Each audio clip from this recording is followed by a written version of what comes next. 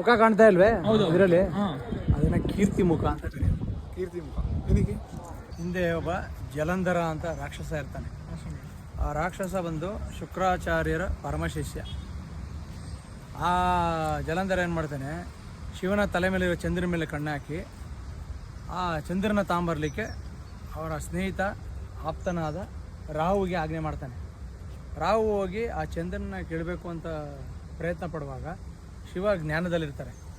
ಆ ಧ್ಯಾನನ ಇವರು ತಪಭಂಗ ಮಾಡ್ತಾರೆ ಅಂತೇಳಿ ಶಿವ ಮೂರನೇ ಕಣ್ಣು ಬಿಟ್ಟಾಗ ಜ್ವಾಲೆ ಉದ್ಭವಿಸಿ ಅದರಲ್ಲಿ ಸಿಂಹ ಒಂದು ರಾಕ್ಷಸ ಹುಟ್ಟುತ್ತಾನೆ. ಆ ರಾಕ್ಷಸ ಶಿವನ ಆಜ್ಞೆ ಕೇಳ್ತಾನೆ, ಏನಕ್ಕೆ ನನ್ನನ್ನು ಬರಮಾಡಿದಂತೆ.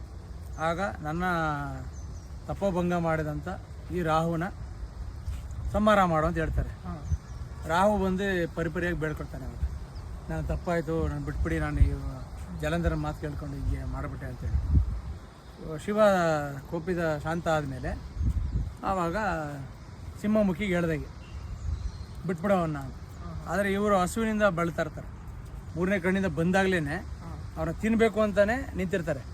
ಆವಾಗ ಇವರು ಶಿವ ಬೇಡ ಅಂತ ಹೇಳ್ತಾರಲ್ಲ, ಆವಾಗ ನನ್ನ ಹಸುವನ್ನ ನೀಗಿಸೋದು ಹೇಗೆ ಅಂತ ಹೇಳಿದಾಗ ಶಿವ ಹೇಳ್ತಾರೆ, ನೀನೇ ತಿನ್ಕೊ ಅಂತ. ಆವಾಗ ಅವರು ತನ್ನ ಬಾಲದಿಂದ ತಿನ್ನಕ್ಕೆ ಶುರು ಮಾಡಿ ಇಡೀ ದೇಹನೆಲ್ಲ ತಿನ್ಕೊಂಬಂದು ಕೈ ಉಳ್ಕೊಂಡು ಇನ್ನೇನು ಕೈನೂ ತಿನ್ನಬೇಕು. ಆವಾಗ ಶಿವ ನಿಲ್ಸಕ್ಕೆ ಹೇಳಿ ಶಾಂತನಾಗು ಅಂಥೇಳಿ ಶಿವ ಅವರಿಗೆ ಹೇಳಿದಾಗ ಅವರನ್ನು ಅವರ ಇದನ್ನು ಮೆಚ್ಚಿ ಅವರ ಸ್ವಾಮಿ ನಿಷ್ಠೆಯನ್ನು ಇವರು ಶಿವ ಪರಿಗಣಿಸಿ ಇವರಿಗೆ ಎಲ್ಲೇ ಹೋದರು. ಈಗ ಶಿವ ಎಲೆ ಗೋಪುರಗಳಲ್ಲಿ ಗೋಪುರದ ಮೇಲೆ ಸಿಂಹ ಅವ್ರು ನೋಡ್ಬೋದು ಅವ್ರನ್ನ. ಅದಕ್ಕೆ ಕೀರ್ತಿ ಮುಖ ಅಂತಲೇ ಹೆಸರು ಕೊಡ್ತಾರೆ. ಕೀರ್ತಿ ಮುಖ ಯಾವುದೇ ದೇವಸ್ಥಾನಕ್ಕೆ ಹೋಗಿ ಗೋಪುರದಲ್ಲಿ ಇರ್ತಾರೆ, ಪ್ರಭಾವಳಿ ಇರುತ್ತಲ್ಲ, ಪ್ರಭಾವಳಿ ಹಿಂದ್ಗಡೆನೂ ಇರ್ತಾರೆ. ಹೌದು, ಎಲ್ಲೇ ನೋಡ್ಬೋದು. ಪ್ರಭಾವಳಿ ಹಿಂದೆ ಅದು ಬಿಟ್ಟರೆ ಗೋಪುರದ ಮೇಲೆ ಇವರು ಯಾವಾಗಲೂ ಸದಾ ಇರ್ತಾರೆ. ಕೀರ್ತಿ ಮುಖ ಅಂತೇಳಿ ಅವರಿಗೆ ಹೆಸರು ಕೊಡ್ತಾರೆ. ಅವರ ಸ್ವಾಮಿ ನಿಷ್ಠೆಗೆ ಮೆಚ್ಚಿ ಶಿವ ಅವರಿಗೆ ಕೀರ್ತಿ ಮುಖ ಅಂತ ಇದು ಮಾಡ್ತಾರೆ. ಅದಕ್ಕೋಸ್ಕರ ಎಲ್ಲೇ ಹೋದ್ರು ಗೋಪುರದಲ್ಲಿ ಪ್ರಭಾವಳಿ ಹಿಂದೆಗಡೆ ಎಲ್ಲ ಕಡೆ ಇದ್ದೇ ಇರ್ತಾರೆ.